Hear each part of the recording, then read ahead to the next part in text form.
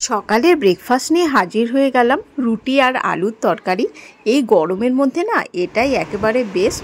তো টিভি দেখতে দেখতে চা খাচ্ছিলাম। তো চলো বন্ধুরা, তোমাদের সাথে একটু গল্প করে নিই। গুড মর্নিং, শুভ সকাল বন্ধুরা। রত্না লাইফস্টাইলের আরেকটি ব্লগে তোমাদের সকলকে স্বাগত। আশা করি তোমরা সকলে সুস্থ আছো, ভালো আছো। আজকে সকাল সকাল ঘুম থেকে উঠে দেখো নাস্তা শেষ করে, মানে ব্রেকফাস্ট শেষ করে এই যে টিভি দেখছি। অনেকদিন পরে এই সিনেমাটা দেখছি। এর আগেও দেখেছিলাম, মানে ফুলটা দেখা হয়নি, ফুল পার্ট। তো আজকে বসলাম। আজকে সকাল সকাল তো হানি স্কুলে চলে গেছে, কারণ ওর এক্সাম চলছে। হানির বাবা অফিস চলে গেছে, তো আমি এখন ফাঁকা। তো ভাবছি একটুখানি মুভিটা দেখি, এনজয় করি। অন্য সময় তো এগুলো কিছুই করা হয়ে ওঠে না, সংসারের কাজের চাপে। তো এখন কটা বাজে দেখো, ঘড়িতে দেখাচ্ছে, দেখো উপর দিকে এখন ঘড়ি 10 মিনিট ফাস্ট আছে, প্রায় ধরো 9:30 বাজে।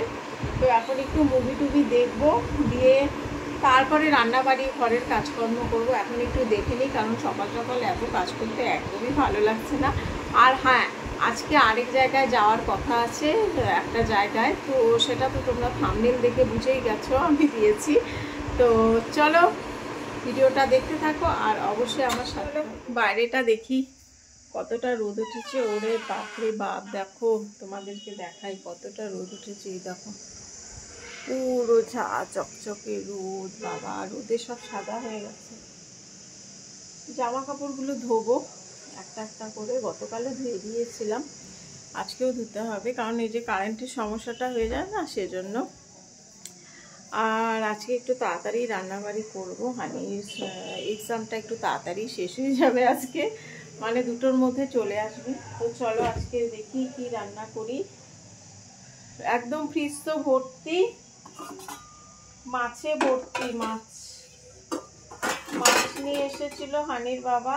মাছ এখানে রয়েছে, মাছের মাথা, মানে কাতল মাছ নিয়ে এসেছিল। হ্যাঁ, তো এই সাইডে রয়েছে, 1 মিনিট,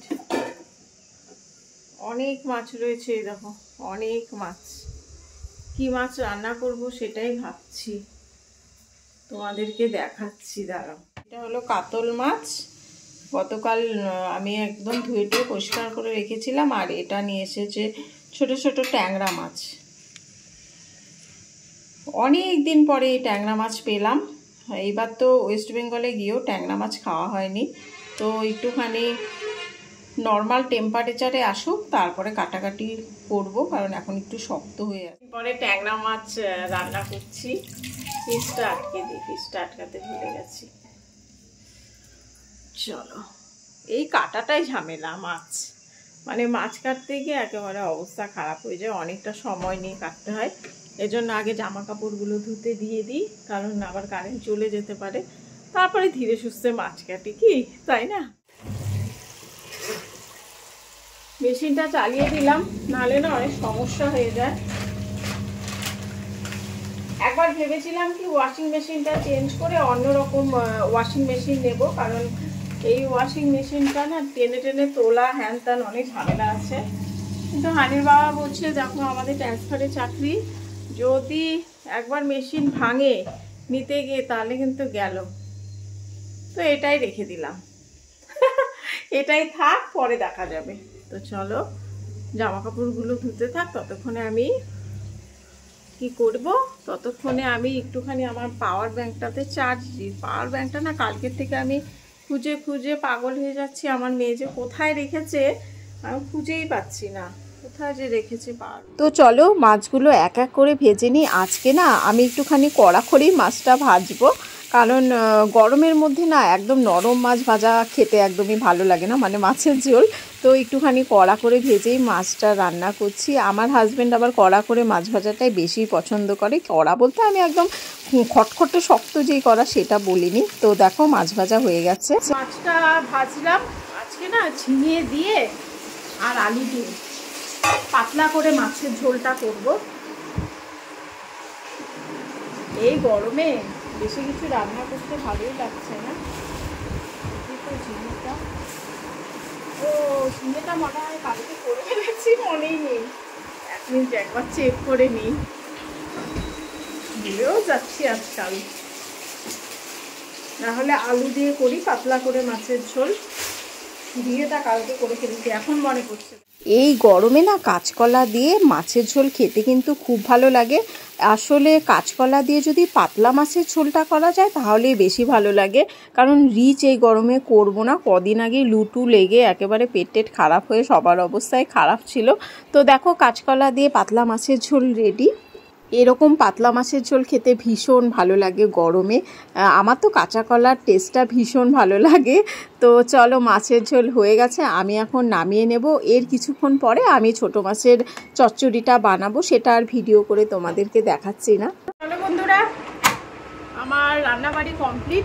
এখন প্রচণ্ড গরম লাগছে, এখন যাবো স্নানে, স্নান টান করে আসি, খাওয়া দাওয়া করি। হানির বাবাও আসবে, হানিরও আসার প্রায় সময় হয়েই এসেছে, একটু পরেই চলে আসবে।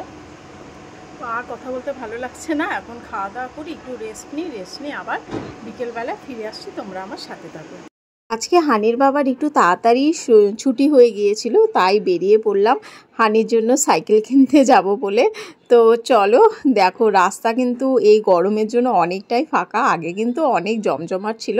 গরমের জন্য এখন রাস্তাঘাটেও লোক কম বেরোচ্ছে। এখন কটা বাজে, প্রায় সন্ধ্যের কাছাকাছি। তো হানি ভীষণ খুশি যে সাইকেল কিনবো দেখে। রাস্তাটাও দেখো কত সুন্দর লাগছে। বিকেলের দিকে এই রাস্তাটা ভিডিও করা হয় না, বেশিরভাগ সকালের সময় ভিডিও করি। আমার তো ফেভারিট একেবারে রাস্তা যাকে বলে। তো চলো, চলে এসেছি দেখো সাইকেলের দোকানে। আসলে আমরা 2-3টে সাইকেলের দোকান এখানে খোঁজ করেছি। আসলে হানির মাপ যেটা, মানে ওর সাইজের পাচ্ছিলাম না, অবশেষে অনেক খোঁজাখুঁজির পরে পেয়েছি। দুটো কালারের মধ্যে এই গ্রিন কালারটাই হানি পছন্দ করেছে, ওর পছন্দের সাইকেলটা নিলাম। আরও সাইকেল ছিল, হানির বাবার আবার নিজের জন্য একটা সাইকেল পছন্দ হয়েছিল কিন্তু নেয়নি। এখন আমরা সব গার্ডগুলো লাগিয়ে নিচ্ছি। আসলে বাচ্চা তো একেবারেই চালাতে প্রথমেই পারবে না, এর জন্য গার্ডগুলো দিয়ে নিয়েছি। দেখো এক্সট্রা করে সাপোর্ট করে নিয়েছি, আর পিছনে একটুখানি ব্যাক গার্ডটা লাগিয়ে নিচ্ছি। এগুলো কিন্তু সাইকেলের সাথে কিছুই ছিল না, এক্সট্রা করে মানে পে করে তারপরে কিনতে হয়েছে। তো সাইকেল আমাদের রেডি, তো হানির জন্য নেওয়া হয়ে গেছে। এই দেখো হানি এখন সাইকেল চালাচ্ছে রাস্তার মধ্যেই।